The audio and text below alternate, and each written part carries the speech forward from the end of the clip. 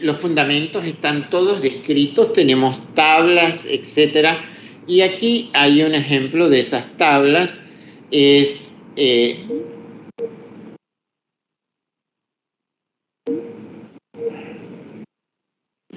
Observe que para un salto de un enlace sigma a un sigma pi, se necesita bastante energía porque las longitudes de onda, digamos, tienden a ser pequeñas. Por tanto, si yo tengo una longitud de onda que tiene un número pequeño, entonces la energía es mayor. Por eso, el ver en un espectro de ultravioleta un compuesto que tiene un solo enlace pi, ya sea carbono-carbono o carbono-oxígeno, carbono-nitrógeno, ese enlace pi no da mucha fuerza a la molécula para que sus electrones muestren un salto sigma antienlazante. A medida que nos movemos, vamos a ver que se va requiriendo menos energía, ¿no? Si quiero ver un salto de electrones no compartidos a un orbital antienlazante pi, pues me voy a mover en el orden de estos valores. Y aquí hay ejemplos para cada uno. Observe que en esta parte lo que se está pensando es en enlaces carbono-carbono o carbono-hidrógeno. Déjenme ver si tengo algo a mano aquí que debería haber traído.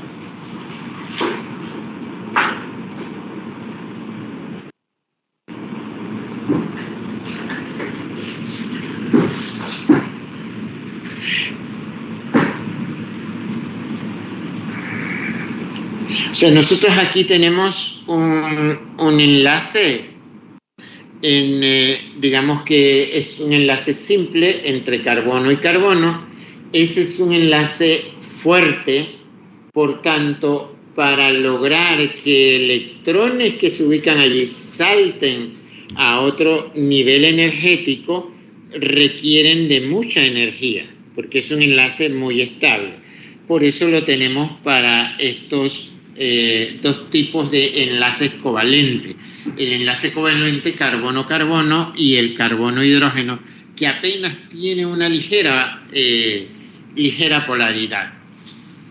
¿Qué ocurre cuando ya se tienen electrones no compartidos en la molécula, como lo tiene el oxígeno o lo tiene el cloro? Entonces ahora es un salto que va de un N a un sigma antienlazante, y va a requerir menor energía. Un poco parecido ocurre si voy de un pi a un pi antienlazante.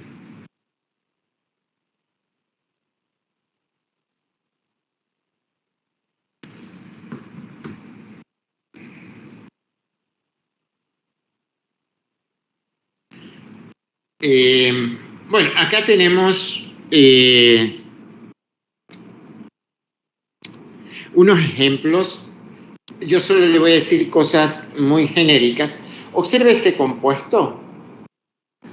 Tiene muchos enlaces conjugados, muchos, ¿no? Esto debe ser como un diterpeno. Y tiene enlaces conjugados. Si los enlaces son conjugados, quiere decir que yo voy a tener varios orbitales pi, de los cuales pueden saltar los electrones a otros niveles, pi antienlazante, o desde n a pi antienlazante. Entonces, a medida que haya mayor posibilidad de que ocurra ese fenómeno, entonces las moléculas van a requerir menos energía porque ya hay un grado de repulsión entre la cantidad de dobles enlaces o la densidad electrónica que existe. Seguramente vieron algo como esto en el caso de el curso de química analítica. Esto es el estado que llamamos fundamental y este es el estado excitado. Los electrones en la naturaleza tienden a estar en un estado fundamental. No obstante, su interacción con la materia y con la radiación les provee energía que permite que se generen datos, en este caso datos de espectroscopía por los diferentes saltos energéticos, ¿no? Y aquí tenemos algo que relaciona esas energías.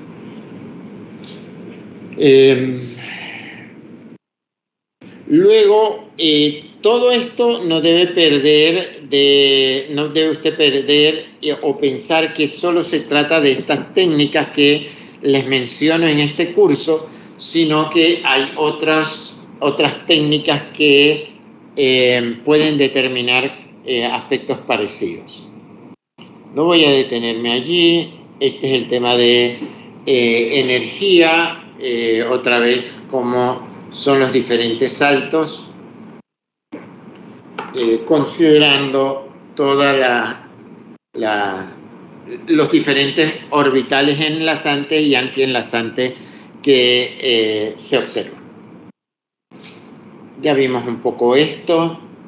Usted puede observar aquí lo que le decía.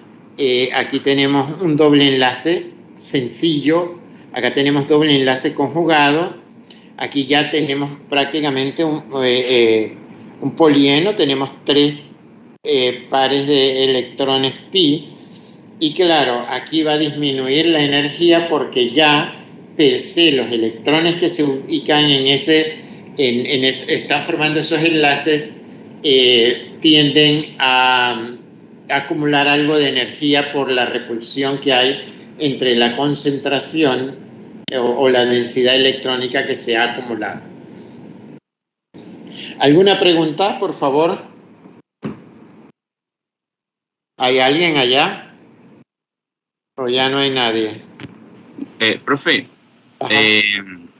cuando miramos que a medida que aumenta la longitud de onda disminuye la energía y eso se debe a la conjugación, también el que existan elementos que no tengan pares de electrones compartidos influye. Sí, claro. Si hay pares de electrones, que es un poco lo que quería que vieran en la ilustración inicial que mostré, y es que ahí tenemos nitrógenos, y ni los nitrógenos tienen pares de electrones no compartidos.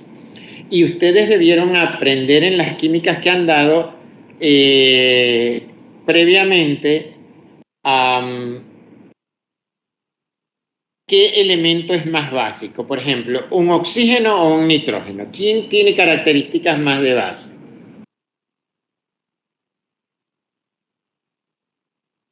¿Hola?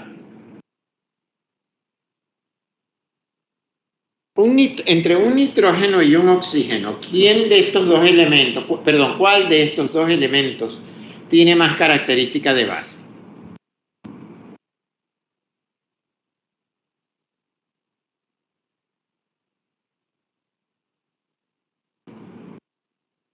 El nitrógeno.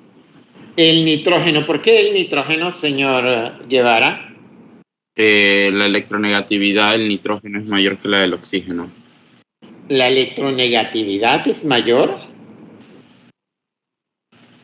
¿Alguien más acá? Tengo al menos, dice aquí, 17 estudiantes.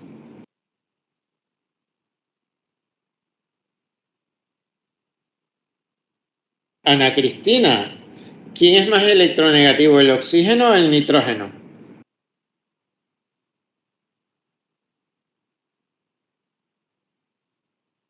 Hola.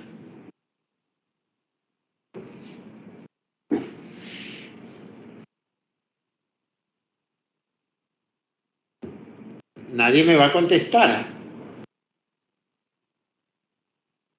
El oxígeno es más electronegativo. Ah, el oxígeno es más electronegativo. ¿Y eso qué implica para la basicidad de un elemento? ¿Cómo podemos entender eso? Estoy preguntando unas cosas muy básicas de química general. Y ya ustedes tienen un tercer año aprobado, pareciese. A ver.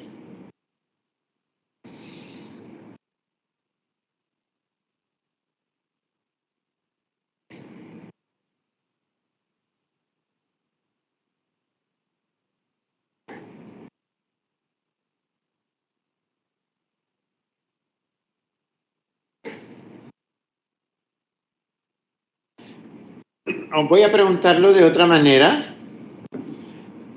¿Qué características tiene que tener una sustancia que es básica? La capacidad de extraer protones y de donar electrones. ¿Y de qué depende la capacidad de donar electrones? La facilidad de perderlos, o sea, electronegatividades bajas. Entonces, electronegatividades más bajas. Vale. No necesariamente perderlos, ¿eh? Un nitrógeno tiene más carácter básico que un oxígeno, porque los electrones del nitrógeno están más alejados de su núcleo que los del oxígeno, porque el oxígeno es más electronegativo. Tiende a asegurar los electrones próximos a su órbita, mientras que el nitrógeno los deja alejarse un poco más, porque es menos electronegativo. Por eso un alcohol es menos básico que una amina. ¿Me estoy explicando? Profesor Cubillo, ¿eso qué tiene que ver con la clase que está dando? Justo con lo que acabaron, que el señor Guevara se refería. ¿Por qué? Porque ahora acá cuento los electrones que no son enlazantes, o sea que no están compartidos. Esos están, voy a usar una palabra no científica, sueltos. Entonces esos saltan con mayor facilidad a un nivel energético superior. Y eso lo voy a poder mirar en el ultravioleta. Y facilita que se vean cosas en el ultravioleta. Déjenme regresar a la primera diapositiva que empecé con ustedes.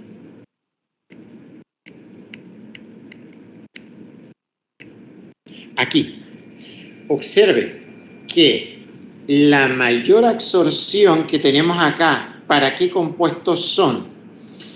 Para estos dos compuestos tienen nitrógeno y este nitrógeno que está aquí tiene un par de electrones no compartidos que pueden resonar para el anillo o que pueden resonar para este otro lado. Eso hace y eso facilita los saltos electrónicos y por tanto la absorbancia. Lo mismo ocurre acá. En este caso, un poco hay una dicotomía acá porque este tiene un par de electrones no compartidos y este también. Esto indica que este puede compartir para acá y este puede compartir sus pares de electrones para acá también. Pero en términos generales, esos electrones juegan un rol porque están en orbitales n y están no tan sujetos como lo están los de los oxígenos acá. Por supuesto que acá juega un rol también que los enlaces son conjugados, aquí también, pero observe que acá no tenemos nitrógeno y cómo es la absorbancia. Aunque están próximas en la misma región, porque tienen carbonilo o carboxilo, estos tienen menor absorción. Entonces, eso va a impactar en el espectro que vamos a mirar. y pueden seguir analizando esta ilustración, pero eso es lo que nos permite mirar los saltos. No sé si con eso contesté un poco su pregunta o me extendí en otra cosa. Ambas. Y gracias. Vale. ¿Alguna otra pregunta?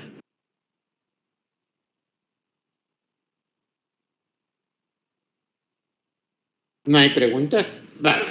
Entonces tenemos estos saltos energéticos. Y entiendo que ya han visto un poco. Acá yo tengo varias diapositivas que he colectado durante mucho tiempo al respecto.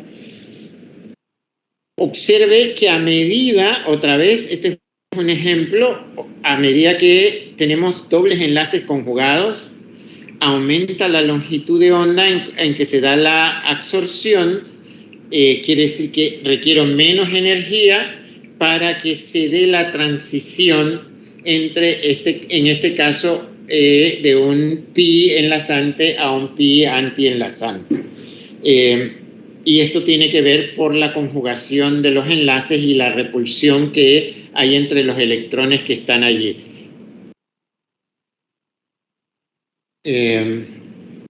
Trata de lo mismo, del movimiento de los electrones, los orbitales moleculares, sigmas y sigma antienlazante. Ahora bien, esto ya está en los libros. Todos estos saltos, todas las longitudes de onda en las cuales nosotros vamos a observar las absorciones. Y vamos a ver, por supuesto, como lo dice aquí, algunas absorciones que son débiles. De hecho, lo hemos visto en mi primera diapositiva, que hay casos donde esas absorciones son débiles.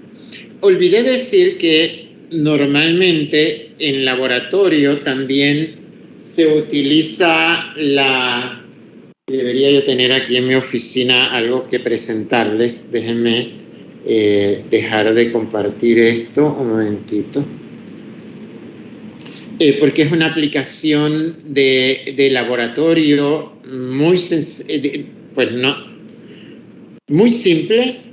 y de uso común en laboratorios donde se hace análisis muy básicos. Un momento, voy a dejar de compartir para encender mi cámara.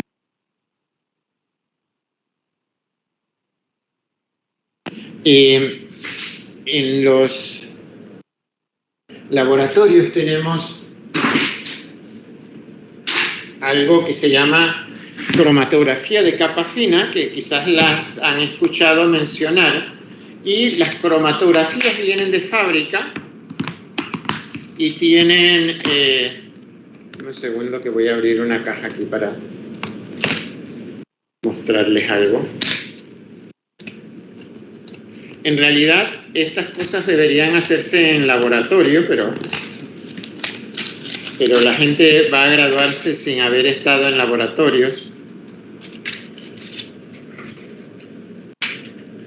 Acá tengo una placa para hacer cromatografía de capa fina. Por supuesto, si uno va a hacer en laboratorio, no utiliza toda la placa, la recorta. Se observa, está cubierta de blanco, eso es sílica gel.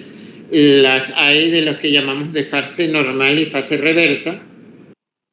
Entonces se recorta y uno la sustancia o la muestra que va a analizar la coloca en un extremo y luego la mete en un diluyente que va a hacer que la muestra se mueva a través de la sílica gel. Algunas sustancias se van a retener más en la sílice y otras menos. Dependiendo de sus grupos funcionales, por supuesto. Luego, hay dos formas en que uno puede ver cómo se ha desplazado la muestra a través de la sílice, y una aplicación muy sencilla es a través de ultravioleta. Uno hace incidir una luz sobre la la placa que le acabo de mostrar y si dependiendo de la sustancia va a mostrar cierto color cuando está bajo esa radiación ultravioleta y le permite a uno tener una visión fácil de qué compleja es la muestra que tiene que analizar. Y se suele hacer esta cromatografía frecuentemente en muchos laboratorios de análisis. Y tiene prácticamente el fundamento original es lo mismo que el fundamento para la cromatografía líquida a alta presión o la cromatografía eficiente, que también se le conoce así, líquida, o la cromatografía de gases que se puede utilizar. Eso para decirle algo muy sencillo en lo que se usa el ultravioleta en un laboratorio común y corriente. Nosotros aquí, en la época que yo hacía bastante trabajo de investigación, digamos que no tener no hacer una cromatografía de capa fina cada día era raro, porque es una técnica que se utiliza con mucha frecuencia. Bien, hay unas reglas que permiten avanzar para conocer los grupos funcionales, para predecir temas de grupos funcionales, y hay algunas tablas como las que ya les estaba mostrando, ¿no? Entonces, pero hay unas reglas que permiten hacer unos cálculos de predicción de las longitudes de onda teóricamente donde pueden absorber algunos compuestos. Y estas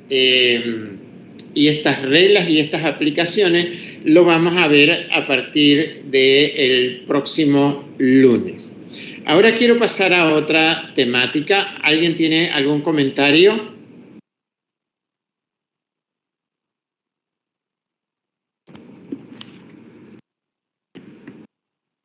Vale, no tiene ningún comentario.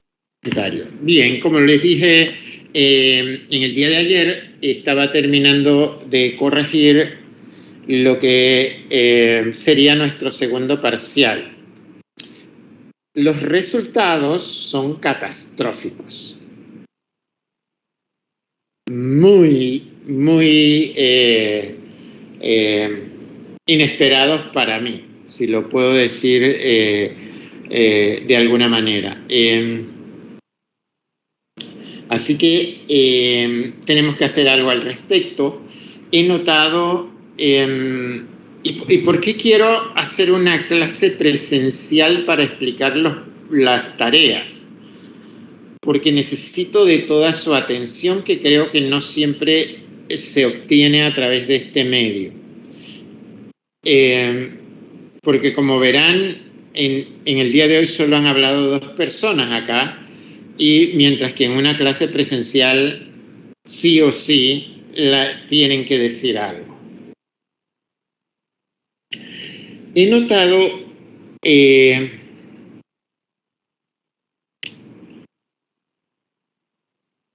o puedo equivocarme, pero he notado que hay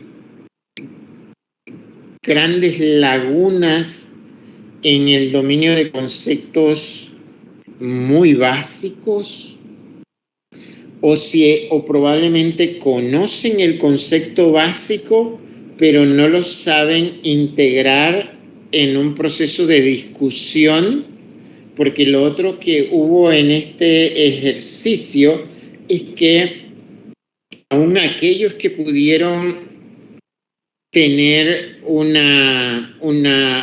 un dibujo de una estructura que sería correcta, no presentaban argumentos por qué esa estructura era la correcta.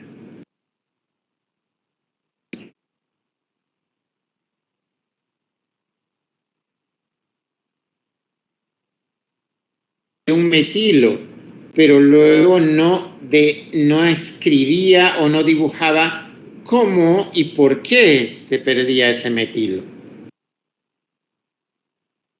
Acá en un curso de esto y a un nivel de la licenciatura de tercer año, los estudiantes tienen que saber argumentar. Entonces, para mí hay una serie de lagunas tan esenciales como las vinculadas como la estructura de Lewis, que es fundamental para entender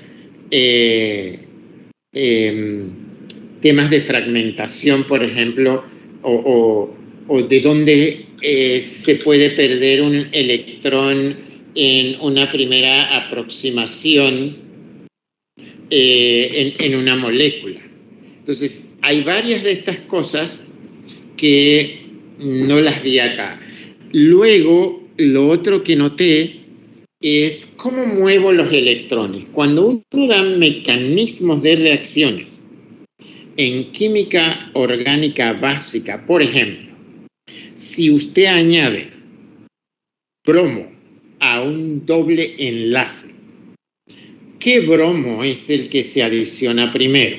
O sea, si usted adiciona bromo a un doble enlace, ¿qué bromo es el que se adiciona primero a un doble enlace? Estoy haciendo una pregunta por si acaso alguien me puede contestar. Si yo tengo un alqueno como el eteno y voy a adicionar un bromo a ese alqueno, ¿qué bromo se adiciona primero?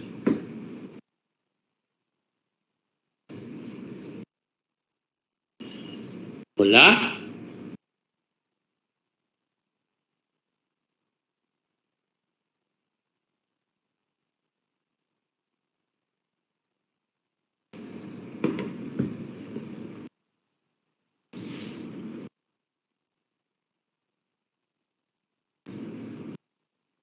¿Alguien me puede decir algo?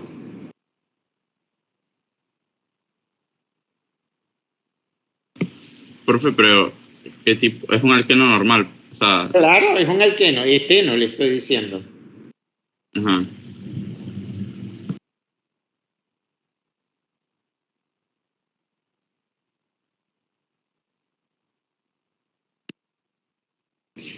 Por ejemplo, si no me pueden contestar esa pregunta, usted no me puede explicar en el compuesto halogenado que teníamos en espectrometría de masa la pérdida del metilo. No lo puede dibujar. Y esas cosas quiero explicárselas presencialmente. Yo necesito saber si ustedes saben química orgánica. Es fundamental, porque ustedes están en el 6º semestre de una carrera. Prácticamente, si llevaran la carrera completa, en 2 semestres estarían fuera de la universidad. Y yo necesito asegurarme, como profesional responsable, si ustedes saben eso.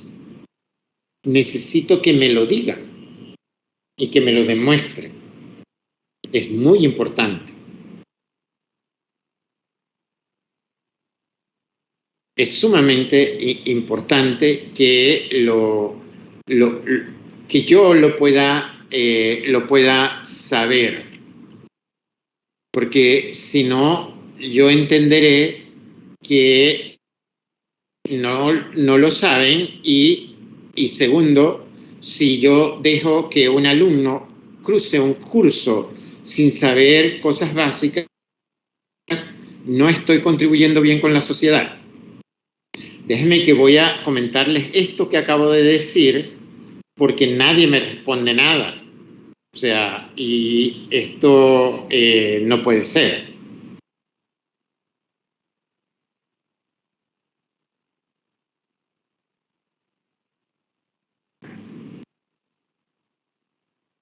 Y puede ser que mi pregunta no la esté haciendo de la manera correcta. Observe, si yo tengo un doble enlace, carbono, eteno, ¿verdad? Y voy a hacer una bromación de eteno, como que fuera cualquier alqueno. Aquí estos son hidrógenos en este caso, y yo voy a agregar bromo a esta, una adición. Esta es una reacción de adición. ¿Cuál es el primer paso en esta adición? A ver, ¿quién me dice? Un ataque nucleofílico del doble enlace hacia el bromo. Sí, pero ¿qué es lo primero que pasa acá? En un mecanismo de reacción.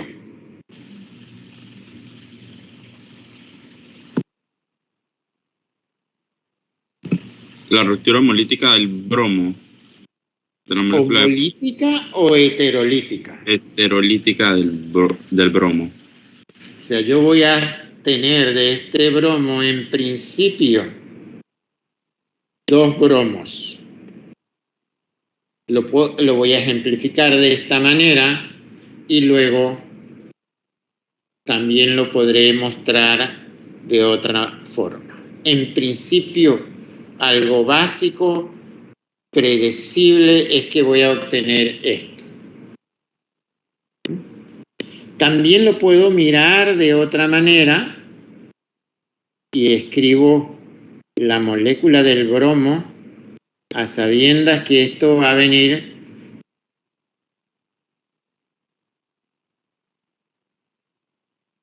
y 2 electrones van a ir a uno de ellos. En realidad, cuando busque y lo lea en un libro, lo va a ver que se lo ponen así. Uno viene acá como los carbonos son iguales, tienen igual ambiente, no pasa nada. Uno viene hacia acá y yo lo primero que tendemos a dibujar es esto de esta manera. Perdón que hago este enlace un poco más largo. Y acá voy a tener el otro carbono que está unido en este caso a 2 hidrógenos que no los estoy dibujando. Y este lo voy a poner ahora positivo. En el mecanismo de reacción, ¿qué es lo que pasa acá? ¿Qué ocurre aquí? En algún lado tengo ahora el bromo negativo. ¿Qué es lo que ocurre aquí? Que ahora el nucleófilo, que es el bromuro, se une al carbocatión. No, eso no es lo que ocurre acá. En el mecanismo, ¿alguien más?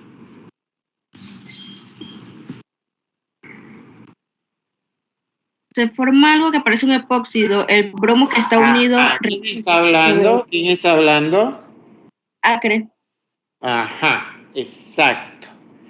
El bromo tiene pares de electrones libres. ¿Cuántos pares de electrones libres tiene el bromo?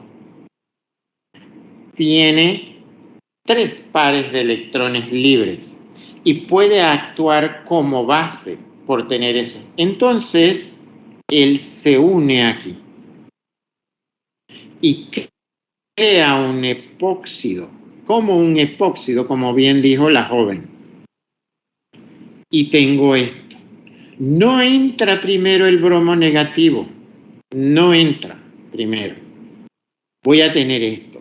Esto es relativamente más estable, relativamente, muy entre comillas, que voy a poner rayitas porque ahora solo me quedan 2 pares de electrones libres y tiene un positivo. Casi que preguntaría por qué tiene este bromo este positivo. Ahora, es un poco más estable, entre comillas, que un oxígeno que hiciera lo mismo acá, cuando se está formando un epóxido a partir de una alohidrina. El bromo que está acá es más grande que el oxígeno, tiene un radio mayor. Por tanto, el anillo tiene menor energía de torsión y esto es más estable. Luego entra el bromo que quedó negativo. y va a entrar, dependiendo de la circunstancia, aquí o aquí, dependiendo del efecto estérico, etcétera, etcétera. Profesor Cubilla, ¿por qué eso tiene que ver con lo que damos de clase? Ajá, porque usted, por ejemplo, algunos, no todos, quizás la mitad del grupo, dice, ajá, ese compuesto que pregunta usted es bromo, y voy a elegir y voy a escribir una de las posibilidades que dijeron algunos de los estudiantes. Que no estoy 100% de acuerdo con ellos, pero la puse buena. Hasta donde se podía considerar bueno. Entonces voy a poner aquí un bromo.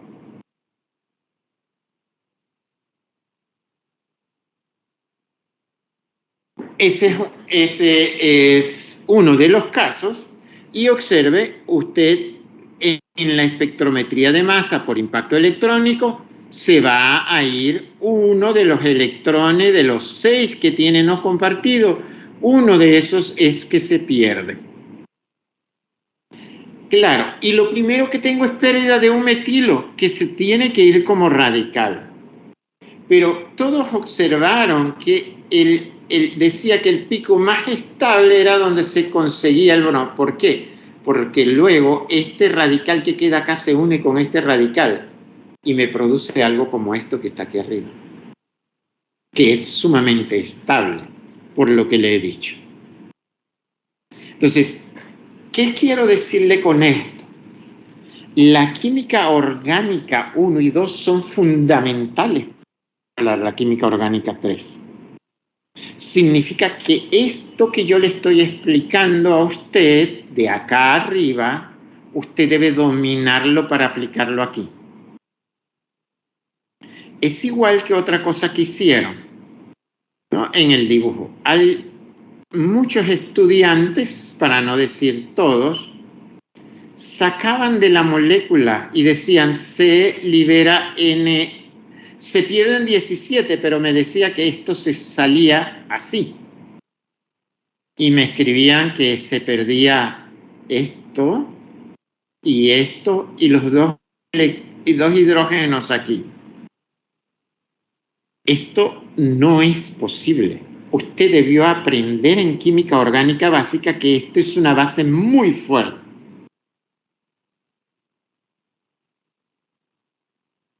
Esto es una base muy fuerte. Y eso se aprende en química orgánica 1 y 2. Y por tanto no se puede perder de esa manera. ¿Cómo se pierde? Ah, porque es que tengo un protón en el medio. Hay un protón. Y las aminas son especies básicas. Por tanto, si yo tengo un protón en el medio, hay la posibilidad que ese protón se una al par de electrones libres del nitrógeno. Y todo esto que estoy diciendo es química orgánica básica. Y por tanto, aquí el nitrógeno adquiere una carga positiva y se lleva estos dos electrones consigo para reponer su par de electrones libres y me deja el carbocatión aquí, que luego hay que explicar por qué ese carbocatión es estable. Espero que estén más o menos recordando el problema. Entonces, esto yo necesito saber, mirando sus caras, si ustedes conocen esto, porque es fundamental. Y por eso yo estoy molesto con la administración, porque tendríamos que estar dando clases ya hace tiempo y no lo hemos hecho. Estas cosas pertenecen a la química. Esto que le estoy explicando, igual que lo que expliqué acá arriba, pertenece a la química orgánica 1 y 2. Entonces es importante. Yo necesito que si usted no lo sabe, lo tiene que aprender. Y yo lo puedo explicar, pero no voy a estar hablando a nadie, cuando digo a nadie, en el otro extremo, no recibo una respuesta de lo que están preveyendo que aprendan. Entonces, necesito de ustedes un día, como le dije el día de ayer, en el cual nos vemos para resolver cada uno de los problemas presentes en el ejercicio que hicimos hace unos días. ¿Han acordado alguna fecha?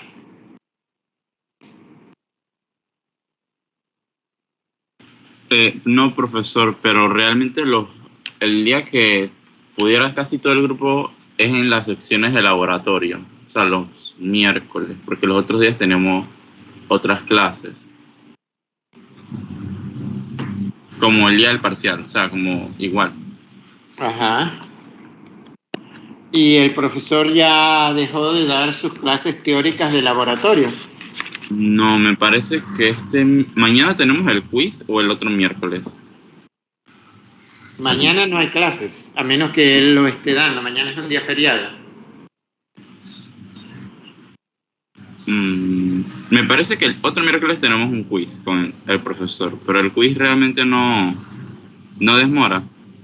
Son como pero claro, minutos. yo necesito que estén en la universidad.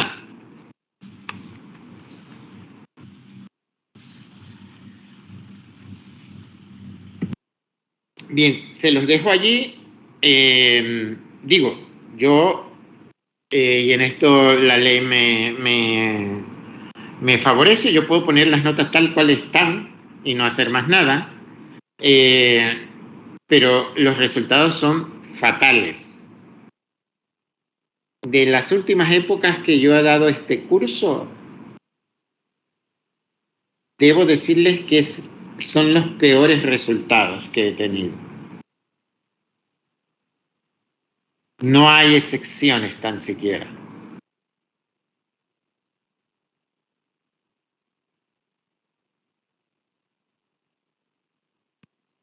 Y si no dominan estas cosas y otras, como sabrán, el examen semestral, que acabo de ver una fecha que me acaban de dar, que tenemos que modificarla, y lo haré oficialmente,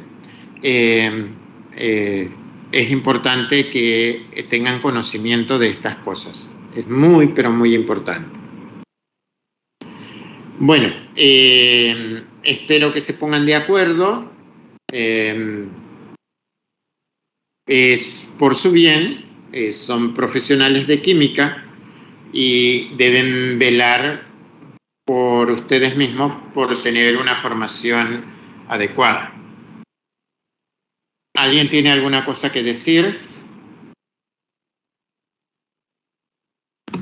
Entonces lo preguntamos para el miércoles 17. Sí, me parece un poco lejos, tengo que decirlo, porque si tuviéramos que hacer alguna corrección de algo, está lejito, pero pues está bien. Conversen con el profesor de laboratorio de desde qué hora les permitirá que puedan reunirse conmigo en la universidad y listo. No tengo inconveniente. Lo que necesito es verificar cosas. Vale, entonces nos vemos el próximo lunes. Que tengan una buena tarde.